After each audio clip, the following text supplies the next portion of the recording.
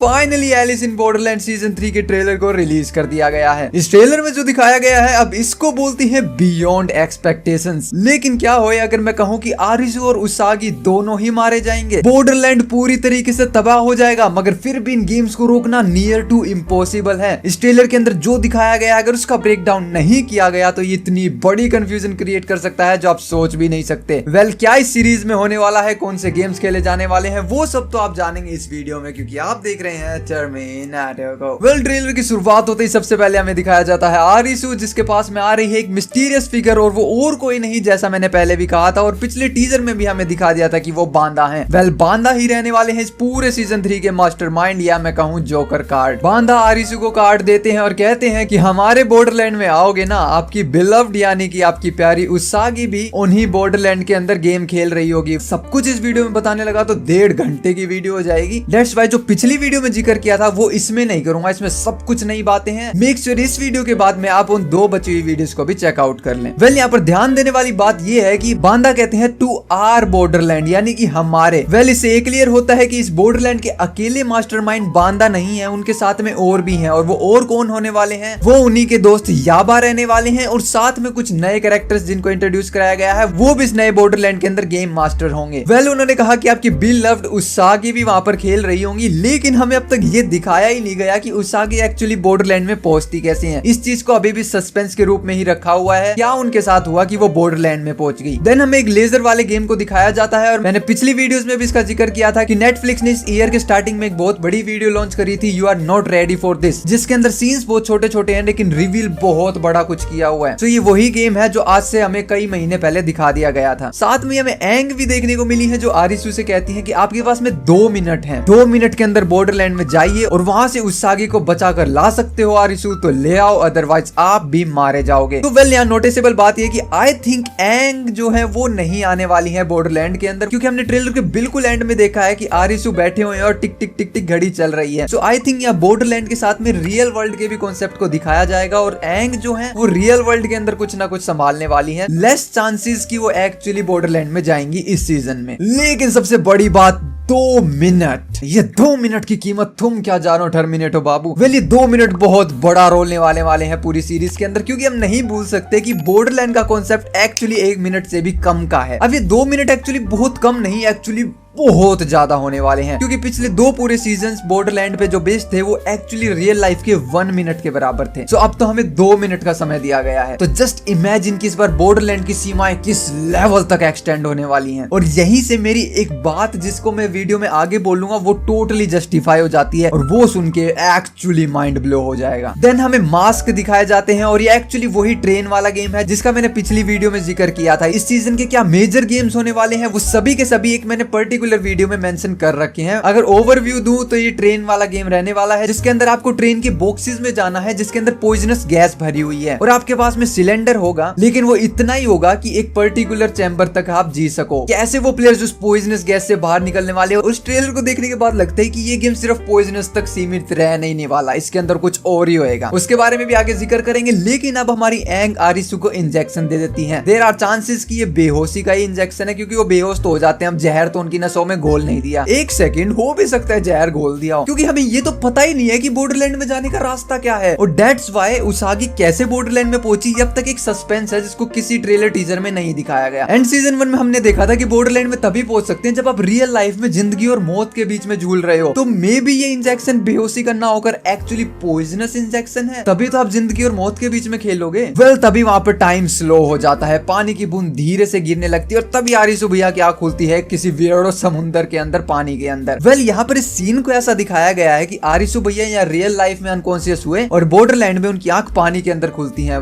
मगर जैसा दिखाया गया वैसा है नहीं। देयर आर मच चांसेस कि एक्चुअली ये सीन बहुत बाद का किसी गेम के बीच का सीन है, और यहाँ पर स्टिल ये सस्पेंस रखा गया है कि बॉर्डरलैंड के अंदर आरिसू भैया कैसे जागते हैं और कैसे पहुंचते हैं। देन ये दोबारा से ट्रेन वाला सीन, मैंने कहा था कि इस बार हमें कुछ गड़बड़ देखने को मिल रही है, क्योंकि जैसा ये गेम होना चाहिए था वैसा है नहीं। जहाँ पर पर उसागी कह रही है कि क्या सरेंडर करूं और यहीं पे मारी जाऊं? नहीं। तो वेल वो एक दूसरी ट्रेन में जंप करने की कोशिश कर रही हैं, जो कि ये गेम का पार्ट नहीं होने वाला था, ये नेटफ्लिक्स ने अपनी तरफ से डाला है। तभी हमें एक मिस्टीरियस फिगर को दिखाया जाता है। वेल इनका बॉडी पोस्चर और इस ब्लू शर्ट को देख के ये लगता है कि ये बांदा है, और तभी वो लाइंस को क्रॉस कर जाते हैं और एंट्री होते हैं हमारे मिस्टीरियस न्यू कैरेक्टर की। इन कैरेक्टर को देख के हमें एक सस्पेंस सा बना हुआ है, क्या ये गेम मास्टर है, क्या ये धोखेबाज है, या ये कुछ बहुत बड़ा ही करने वाले हैं। तो वेल ये गेम मास्टर तो नहीं है, क्योंकि अगले सीन में हम देखते हैं कि पीछे लाइट फ्लिकर्स हो रही हैं और उनके माथे पर पसीना आया हुआ है। वेल लाइट फ्लिकरिंग दर्शाती है कि इस वक्त वो किसी गेम के अंदर है और उनके माथे पर पसीना यानी कि वो स्वेट कर रहे हैं, और गेम मास्टर्स कभी भी स्वेट नहीं करते। तभी एक लेडी को वहां पर करंट लग जाता है, लेकिन करंट से ज्यादा इस सीन के अंदर बहुत कुछ दिखाया है। सबसे पहले तो उनके लेफ्ट वाले प्लेयर के हाथ में कार्ड है और ये वही प्लेयर हैं जो अब तक कार्ड्स को सिलेक्ट कर रहे थे। सो देयर आर चांसेस कि एक्चुअली ये सिलेक्शन वाला गेम मास्टर और प्लेयर्स के बीच में नहीं, जबकि सिर्फ प्लेयर्स के बीच में खेला जा रहा है, और जो यहाँ पर आउट हो जाता है उनको करंट दे दिया जाता है। लेकिन देते कौन है? एग्जैक्टली उन लेडी के पीछे खड़े ये पॉइंट सेकंड का सीन। तो आई थिंक इनके जो पीछे खड़े हैं उनके चेहरे पर कोई भी रिएक्शन नहीं है, तो देयर आर चांसेस कि इस गेम के एक्चुअली गेम मास्टर यही है जो इस वक्त इनके पीछे खड़े हैं। तभी हमारे जो नए गाय हैं वो कहते हैं there is no turning back, यानी कि आप वापस नहीं जा सकते। और ये डायलॉग ये कंफर्म कर देता है कि एक्चुअली कोई नए गाय हैं ही नहीं, ये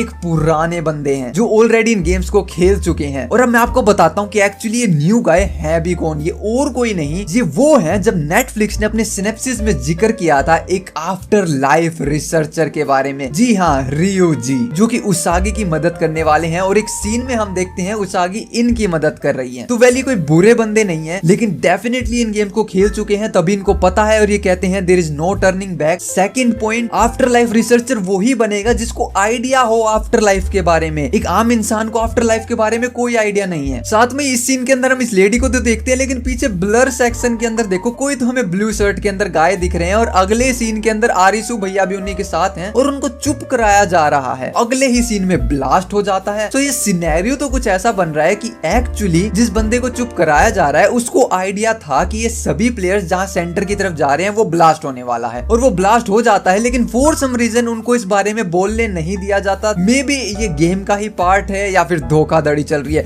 लेकिन वेल धोखाधड़ी तो चल रही है इस गेम के अंदर। सीजन 1 में भी, सीजन 2 में भी, और डेफिनेटली सीजन 3 में भी ये होने वाला है। जैसे कि 1 और 2 में था द बीच, यहाँ पे भी क्रेजी गाइज का ग्रुप रहने वाला है, जो कि भैया इन जो मासूम प्लेयर हैं उनके गंदे वाला डंडा करने वाले हैं। वहीं पर हमारी एक और new character blue hair girl. Well teaser के अंदर ये भी काफी सस्पेंस बनाई हुई थी कि क्या ये गेम मास्टर है या ये प्लेयर है। तो वेल यहाँ पर मैं क्लियर कर देता हूँ कि ये कोई गेम मास्टर नहीं है, ये भी एक प्लेयर है, बट नॉर्मल नहीं, ये एक ब्रूटल प्लेयर है जिनको ये किलिंग गेम्स खेलने में मजा आता है। यहाँ पर एक डायलॉग बोलती है this is more like it a real game. और वेल ये जितना छोटा सा सीन है यहाँ पर उतनी ही बड़ी बातें हैं। सबसे पहले तो ये पूरा एरिना एक गेम का एरिना है, हमने टीजर में भी देखा था, और इवन इसी ट्रेलर में आगे देखते हैं कि यहाँ प्लेयर्स को लेजर से एलिमिनेट कर दिया जाता है। और टीजर के अंदर हम लैबोरेटरी को देखते हैं जहाँ प्लेयर के ऊपर लेजर गिर जाती है। तो वेल वो और ये सीन सेम ही जगह का है, लेकिन वो कहती है it's more like it a real game. तो ये डायलॉग एक्चुअली इनकी ब्रूटलनेस को दिखाते हैं और इनको कितना मजा आता है, क्योंकि वहां पर कुछ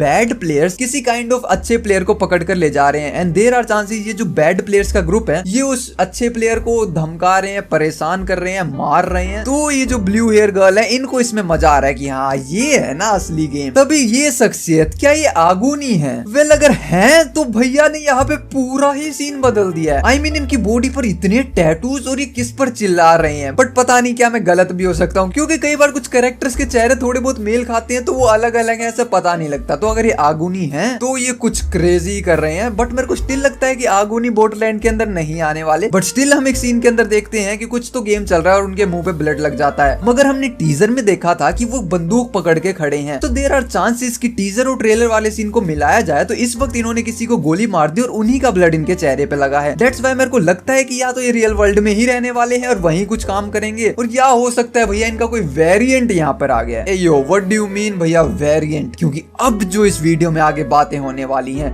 उसको मैंने नाम दिया है बियॉन्ड एक्सपेक्टेशंस। वेल तभी हम एक सीन भी देखते हैं, उसागी हमारे व्हील चेयर वाले भैया रियूजी के साथ में है, जिससे कंफर्म हो जाता है कि रियूजी ही वो आफ्टर लाइफ रिसर्चर हैं और उसागी और ये दोनों एक दूसरे की मदद करने वाले हैं। तभी हमें आसमान में से बहुत ज्यादा एरोस बरसते दिखते हैं। ये भी कौन सा गेम है, कैसा खेले जाने वाला है, कैसे सर्वाइव होगा, सब कुछ प्रीवियस वीडियोस में टोटली कवर अप है। नाउ इस ट्रेलर की सबसे बड़ी लाइनें, मैं कहता हूँ ये वो पॉइंट है जब इस ट्रेलर के अंदर सब कुछ बदल दिया गया। Still, there are infinite possibilities hidden here. Well, ये अपने आप में डायलॉग नहीं है, ये मान लो ऐसे ऐसे वर्ड्स उठाए हैं जिनका मतलब इतना डीप है। इस इकलौते सेंटेंस के अंदर 3 ऐसे बहुत डीप मीनिंग वाले वर्ड्स। सबसे पहला स्टिल, और स्टिल के बाद में एक कोमा। और वेल मेरे को ये बताइए कि स्टिल कब यूज किया जाता है, यानी कि कुछ कर्म कांड तो हो चुका है, कुछ तो हो गया भैया, कुछ तो ऐसी तैसी होगी, बट स्टिल कहते हैं ना, उसने हक दिया बट स्टिल आपके मैथ में 0 नंबर आए हैं but still you can pass the exam. तो ये वो स्टिल है जो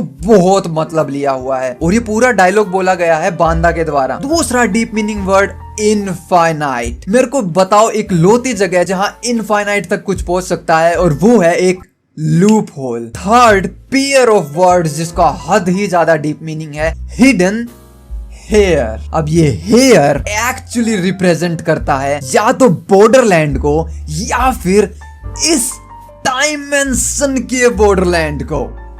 बूम, क्या मतलब इस डायमेंशन के, या अब इस वीडियो में जो भी आप आगे सुनने वाले हो, इस ट्रेलर में जो भी आप देखने वाले हो, उसको बोलते हैं बियॉन्ड एक्सपेक्टेशंस। वेल उससे पहले स्टिल हमें कुछ छोटे मोटे सीन दिखाए जाते हैं। ये D2, D3 ये भी काइंड ऑफ गेम्स हैं, एंड देयर आर चांसेस इन छोटे छोटे गेम्स को वैसे स्किप किया जाएगा जैसे प्रीवियस सीजन के अंदर फाइनल गेम पहुंचने से पहले छोटे छोटे गेम्स को स्किप करके दिखाया गया था। एंड देयर आर चांसेस कि ये गेम ही है, हालांकि ये रूम जैसा लग रहा है, यहाँ प्लेयर्स भी बैठे हुए हैं, लेकिन भैया स्क्विड गेम तो है नहीं कि आप गेम जीत के आए हो अब आपको भरपेट भोजन दिया जाएगा, रहने के लिए बेड दिए जाएंगे, नहीं है, ये बॉर्डरलैंड है। यहाँ पर आप जान बचा के आओ गेम से, उसके बाद भूखमरी से मारे जाओ। नाउ जो उसागी है वो पानी में गिर रही हैं, और एक आरिसू का सीन देखते हैं हम जहाँ आरिसू भैया पानी में बहने लग रहे हैं। सो अब मैं उस बात को रखता हूँ, जब आरिसू भैया बॉर्डरलैंड में आए और उनकी आंखें खुली और हमें ऐसा लगा कि इनकी आंखें पानी में खुलती हैं, बट मैंने कहा था वो एक गेम का सीन हो सकता है, तो ये वो वाला सीन है। बट स्टिल मैं कहता हूँ कि ये कोई गेम नहीं है, ये कुछ और ही बला है, वो ही मल्टीपल डायमेंशन वाली बला। क्योंकि अगर हम इसको गेम माने भी तो एक सीन में हम देखते हैं कि पूरा ही बॉर्डरलैंड तबाह हो रहा है, बड़ी बड़ी बिल्डिंग्स कोलैप्स कर रही हैं, और उसागी भी जहाँ पर लटकी हुई है वो कोई गेम का हिस्सा नहीं लग रहा है, वो ऐसा ही लग रहा है कि कोई टूटी हुई क्लिफ को वो पकड़ी हुई है और अपनी जान बचा रही है। तभी आमने सामने आ जाते हैं बांदा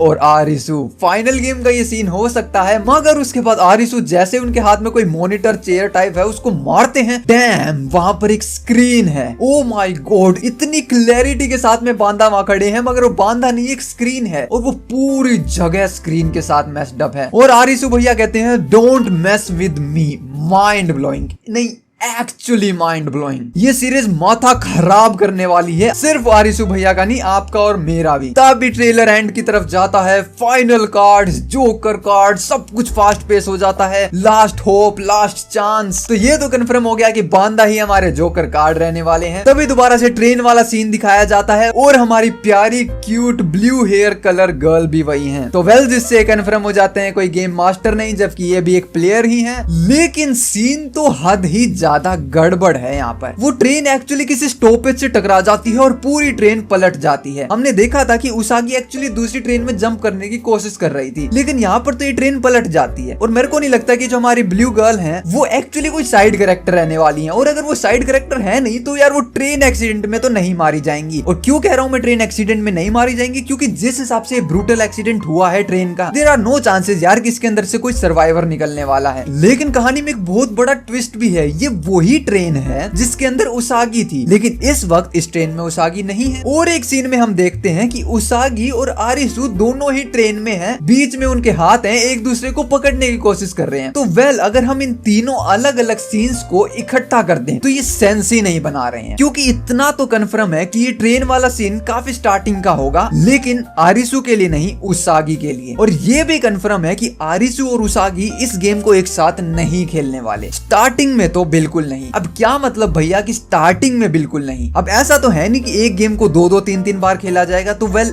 ऐसा ही है। आज से पहले ऐसा कभी नहीं हुआ कि किसी एक गेम को बॉर्डरलैंड के अंदर 2-3 बार खेला हो सेम प्लेयर्स ने। सर्वाइव कर गए तो कर गए, नहीं तो मारे गए। बॉर्डरलैंड के अंदर कोई सेकंड चांस नाम की चीज तो है ही नहीं। लेकिन हमारे बांदा भैया ने तो बोला देयर आर इनफाइनाइट पॉसिबिलिटीज यानी कि चांसेस। लेकिन बॉर्डरलैंड में तो सिर्फ एक ही चांस मिलता है, मरो या जियो। और बांदा भैया तो इनफाइनाइट कह रहे हैं। तो ये सारा चक्कर भी क्या चल रहा है? ये सारा चक्कर समझाऊंगा मैं, बस एक सीन आने दो इस ट्रेलर का, उसके बाद सारा चक्कर समझा दूंगा आपको। वहीं हम एक सीन देखते हैं कि उसागी टावर से गिर रही हैं, लेकिन हम देखते हैं कि आरिसु भैया के साथ में रस्सी तो बंधी हुई है, सो कोई प्रॉब्लम नहीं है। बट अगले सीन में देखते हैं कि हम वो लेजिट 2 लोग नीचे गिर रहे हैं और कोई रस्सियां नहीं बंधी हुई। लेकिन तभी हम एक सीन के अंदर देखते हैं कि उसागी तो टॉप टावर तक पहुंच गई है, तो आरिसु कहाँ है? तो ये जो इतने अलग अलग सीन्स हमें ट्रेलर के लास्ट एंड में दिखाए गए हैं ना, अगर हम इन सभी सीन्स को आपस में जोड़ दें तो बिलीव मी ये सेंस नहीं बनाते। और दैट्स व्हाई मैं धीरे धीरे उस चीज की तरफ बढ़ रहा हूँ। एक वर्ड ऐसा बोलूंगा जो सेंस बना देंगे, और वो इंतजार की घड़ी अब खत्म हो गई, क्योंकि अब वो सीन आ जाता है। और वो सीन है आरिसु, उसागी और साथ में उनका बेबी। और ये सब देख रहे हैं खड़े होकर खुद Arisu. Boom and here we go. I introduce to you, और एलिस इन बॉर्डरलैंड ने जो इंट्रोड्यूस करा उनकी ऑडियंस को, it's called multiple dimensions. Alice in Borderland season 3 के अंदर हमें मल्टीपल डायमेंशंस देखने को मिलेंगी। पहले भी वीडियोस में जिक्र किया था मैंने, लेकिन उस टाइम हमारे पास कोई सबूत नहीं था। लेकिन इस ट्रेलर के ड्रॉप डाउन होने के साथ में मान लो मेरी पुरानी वीडियोस के ऊपर पासिंग का थप्पा मार दिया बॉर्डरलैंड ने कि भैया जो आपने बोला था हमने ट्रेलर में दिखा दिया है, मान लो उस बात को कि वो सच है। तो या अब एक एक करके सारी बातों को क्लियर करते हैं कि हमारे बांदा भैया ने कही थी कि still there are infinite possibilities hidden here. तो वो हेयर एक्चुअली उस डायमेंशन की बात हो रही है। और आरिसु भैया देखते हैं आरिसु के ही दूसरे वेरिएंट्स को, जहां वो उसागी के साथ अपनी खुशी खुशी जिंदगी जी रहे हैं और उनका एक बेबी भी है, जैसा कि एलिस इन बॉर्डरलैंड रीट्राई के अंदर होता है। तो अगर मैं आपको समझाऊं कि डायमेंशंस वर्क भी कैसे करती हैं, तो इतना समझ लो कि इस वक्त आप जहां बैठकर मेरी इस वीडियो को देख रहे हो सकता है सोफा पे पड़े हो सकता है संडास में हग रहे हो। तो एक दूसरा डायमेंशन होगा जहां पर आप सेम उस जगह पर बैठे हुए हो जहां अभी बैठे हो, लेकिन फर्क इतना छोटा होगा कि आप वीडियो भी देख रहे हो बस मेरी नहीं किसी और की। फर्क इतना छोटा होगा कि आप मेरी वीडियो देख रहे हो, बस आपका मोबाइल यहाँ सैमसंग नहीं एप्पल का है। फर्क इतना होगा कि जिस संडास में आप बैठे हो उस संडास का कलर व्हाइट नहीं ब्लैक है। तो अगर इतना छोटा सा भी डिफरेंस होता है तो एक पूरी दूसरी डायमेंशन क्रिएट हो जाती है। और तभी एक बहुत फेमस पैराडॉक्स है ग्रैंडफादर पैराडॉक्स, कि अगर आप टाइम ट्रेवल करके पास्ट में जाओ और अपने ग्रैंडफादर को मार दो तो ये हो ही नहीं सकता, क्योंकि अगर आप ऐसा करोगे तो आपके ग्रैंडफादर गए, अगर वो गए तो आपके फादर गए, अगर फादर गए तो आपका कभी जन्म होएगा ही नहीं। लेकिन आपका जन्म हुआ ही नहीं तो आप पास्ट में जाके ग्रैंडफादर को मारोगे कैसे? तो ये एक पैराडॉक्स है जिसका जवाब यही निकलता है कि अगर आपने अपने ग्रैंडफादर को मारा तो एक मल्टीपल डायमेंशन क्रिएट हो जाएगी, एक अलग टाइमलाइन क्रिएट हो जाएगी। उस टाइमलाइन में आपका वजूद नहीं होगा, और जब आप वापस प्रेजेंट में आओगे तो पता लगेगा कि आपने ग्रैंडफादर को मारा ही नहीं, क्योंकि मारा था वो तो एक दूसरी टाइमलाइन बन गई। चीजें थोड़ी सी कॉम्प्लिकेटेड है मगर काम काइंड ऑफ ऐसे ही करती हैं। तो सेम आरिसु भैया actually dimension to dimension travel करेंगे। दैट्स व्हाई वो टावर वाला सीन देखा जब वो दोनों नीचे गिर गए थे, बट स्टिल उसागी टॉप पर है। सो वो दूसरी डायमेंशन है जहां उसागी टॉप पर पहुंच जाती है, वो दूसरी डायमेंशन है जहां से वो गिर जाते हैं, वो दूसरी डायमेंशन है जहां वो पानी में बहते हैं और पूरा ही बॉर्डरलैंड तबाह हो जाता है। जब इतनी मास लेवल डिस्ट्रक्शन आएगी तो वो सरवाइव कैसे करेंगे? और सबसे बड़ा सीन इवन टीजर का भी और ट्रेलर का भी कि हम देखते हैं कि आरिसु भैया के ऊपर लेजर गिर जाती है और उनके बाहों में जो इस वक्त थी वो उसागी थी, यानी उसागी भी मारी गई, आरिसु भी मारे गए, लेकिन कहां? एक दूसरी डायमेंशन में। तो अभी बहुत बड़ा सीन हम देखते हैं कि आरिसु के सामने से ही आरिसु चलकर आ रहे हैं, जिससे ये 110% क्लियर हो जाता है कि वो दूसरे डायमेंशन में जाएंगे। और क्योंकि दूसरे डायमेंशन में जाएंगे तो खुद के वेरिएंट्स को तो पाएंगे ही। और आ जाओ वो ट्रेन वाला भी किस्सा क्लियर कर देते हैं। मैंने कहा कि ट्रेन वाला गेम ऐसा होएगा जिसके अंदर उसागी जान बचाने के लिए बहुत कोशिश कर रही है और दूसरी ट्रेन में कूदने की कोशिश कर रही है। वहीं वो ट्रेन टकरा भी जाती है, मेन कैरेक्टर्स मर भी जाते हैं। अगले सीन में हम देखते हैं कि उसागी अलग ट्रेन में है, आरिसु अलग ट्रेन में है, लेकिन आरिसु तो ट्रेन वाले गेम को कभी भी खेलने ही नहीं वाले, वो मेन गेम तो उसागी का है। तो दैट्स व्हाई वो बहुत डायमेंशंस में ट्रेवल करेंगे, बहुत सी डायमेंशंस में मारे जाएंगे और उनका मेन मकसद ही ये है कि किसी ना किसी डायमेंशन के अंदर सरवाइव करें, इन बॉर्डरलैंड को खत्म करें और अपनी रियल लाइफ में लौट जाएं। ट्रेलर के बिल्कुल लास्ट में हम देखते हैं कि आरिसु रियल लाइफ में ही है और टिक टिक टिक टिक घड़ी चल रही है, क्योंकि 2 मिनट में उनको वापस आना है। और इसलिए मैंने कहा था कि 2 मिनट बहुत बड़ा टाइम है, क्योंकि जो सीजन 1 और 2 था वहां सिर्फ एक डायमेंशन का बॉर्डरलैंड था और रियल लाइफ के 1 मिनट के बराबर था। यहाँ 2 मिनट है, यानी सोचिए कितनी डायमेंशंस और कितने बॉर्डरलैंड्स रहने वाले हैं। तो रियल लाइफ के 2 मिनट में वहां वो अपनी जिंदगी में जी रहे हैं, मर रहे हैं, ट्राई हार्ड कर रहे हैं, हार रहे हैं, टूट रहे हैं। और इसी के साथ ट्रेलर एंड हो जाता है। वीडियो कैसी लगी कमेंट करके जरूर बताइएगा। यहाँ तक वीडियो देख रहे हो तो कमेंट कर देना एलिस इन बॉर्डरलैंड 3, ताकि मैं समझ जाऊं आप इस वीडियो को यहाँ तक देख रहे थे। देखो यहाँ तक देख रहे हो तो एंटरटेन तो आप होए हो तो सब्सक्राइब करना, आप भी पसंद करोगे और मैं भी डिजर्व करूंगा। बची हुई दोनों वीडियोस को कवर अप कर देना, या राइट साइड आपको प्लेलिस्ट का लिंक मिल रहा होगा, उसको दबा दो। मिलते हैं नेक्स्ट वीडियो में। Peace out.